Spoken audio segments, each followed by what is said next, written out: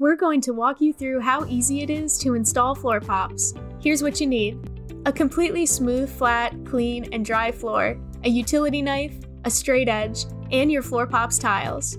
A chalk line tool is also helpful. For concrete and plywood subfloors, you'll also need FloorPops adhesive primer and a short nap paint roller or coarse brush.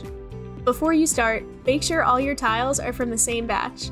Batch numbers are on the back of each box near the barcode.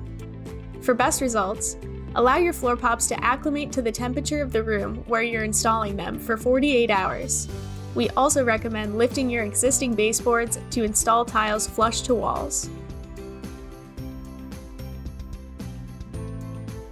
For concrete or plywood subfloors, use our FloorPops primer for a superior bond. Use a short nap paint roller or coarse brush to apply the adhesive primer to your floor.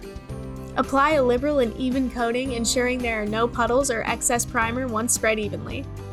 Allow primer to dry thoroughly, approximately 30 to 90 minutes. Now we're ready to map out the tiles. Start from the center of your room. With the backing still on, lay your tiles out. Rotate and swap around tiles to find the best design match. Use your utility knife and straight edge to trim pieces into small spaces or along wall edges.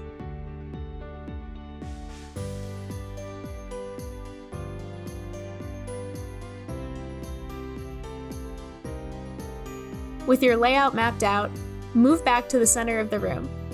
Remove the backing from a central tile and firmly press it into place. Install the next matching tile tightly against the side of the first tile. Keep repeating this process until your floors are completely transformed.